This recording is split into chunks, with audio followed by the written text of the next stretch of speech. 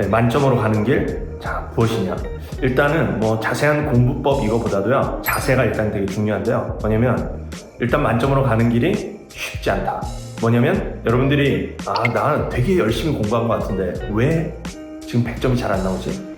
왜 92에서 난 머물러 있지? 막 이렇게 생각이 들 수 있어요. 몇 달 정도 공부하다 보면요, 조급한 마음이 들 수 있습니다. 근데 원래 우리가 이제 한 3등급에서 1등급까지 올라가는 것보다 1등급에서 만점으로 올라가는 게 어쩌면 더 많은 노력이 필요한 과정이에요.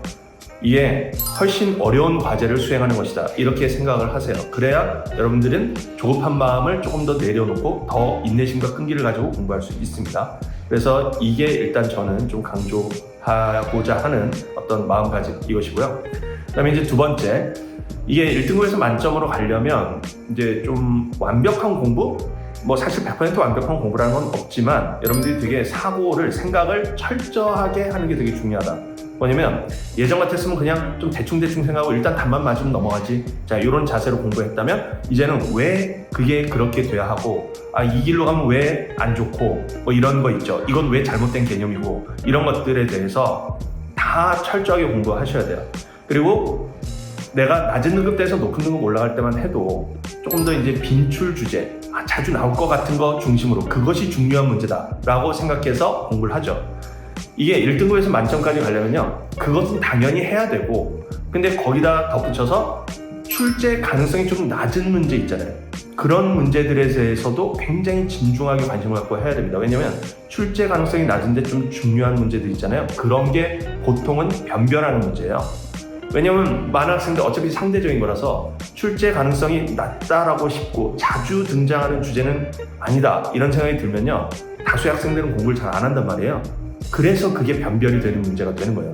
다수의 학생들이 공부를 안 하기 때문에 바로 수능 때 그런 유형이 나오면 소수의 학생들만 그걸 준비하고 있었기 때문에 그게 변별력을 결국 가하는 문제가 됩니다. 거기서 내가 맞춰야 1등급에서 그래도 더 높은 1등급 또는 만점, 여기까지 갈 확률이 높아지죠. 그래서 출제 가능성이 낮은 것이라고 해서 그냥 대충 간과하고 이렇게 하는 것은 곤란하다. 이런 점에서 바로 철저한 자세가 되게 중요하다라고 말씀드리는 거예요. 그리고 내가 어떤 운이 좋아서 맞았던 상황들, 이런 게 있을 수 있잖아요. 이런 거에 대해서 한번 자기의 풀이에 대해서 복귀 점검, 이게 되게 중요한데요. 특히 그 1등급인데 일단은 자기가 아직은 좀 충분히 실력이 높은 1등급이 아니다라고 생각하면 열심히 하시면서 자신감을 좀 가지세요. 근데 나 좀 공부 좀 잘해, 나 수학 좀 잘하는 것 같아, 막 이렇게 들고 그런 생각이 드는 친구도 있잖아요. 좀 자기에 대한 불신감을 좀 가지셔야 됩니다.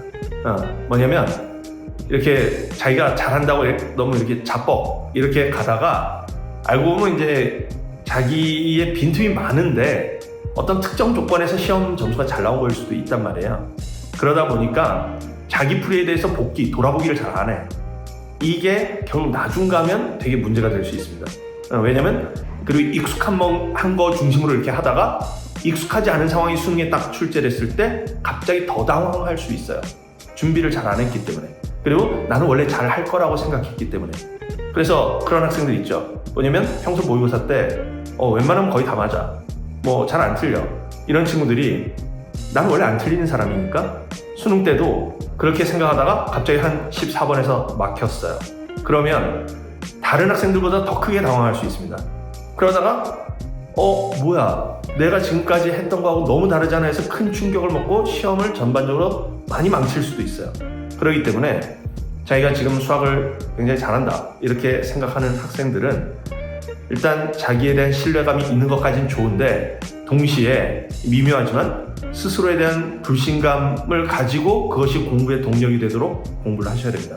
그래서 내가 실전에서 이걸 떠올리지 못한다면, 지금은 내가 이걸 떠올리고 있어, 그렇지만 비슷하게 약간 바뀐 문제가 나왔을 때 이걸 떠올리지 못한다면 다른 방법으로라도 풀어야 된다, 이런 생각을 가지고 철저하게 여러 풀이들, 기본적인 방법들 있죠? 그거 허수들의 풀이 이렇게 그냥 치부하지 마시고 그런 것부터 해서 쌓아나가는 방식의 공부를 하셔야 돼요. 근데 지금까지 나는 난 윗선에서 놀았어, 나는 이 밑에 허수들이 아니고 나는 이 윗선의 풀이들, 이런 것들 중심으로 구사했어, 그렇게 생각하지만 사실 밑에가 되게 구멍이 많고 사상누각인 경우들이 있을 수 있거든요. 자, 그렇기 때문에 여러분들 그런 것을 이제 그 수능 때 그런 상황을 마주치지 않으려면 평소에 약간은 자기가 지금 완벽하지 않다, 더 배워야 된다, 이런 자세로 좀 공부를 하시면 수능 때 그래도 진짜 자기 실력에 걸맞는 점수를 얻지 않을까, 이렇게 생각을 합니다. 자, 이런 자세 제가 일단 강조드리겠어요.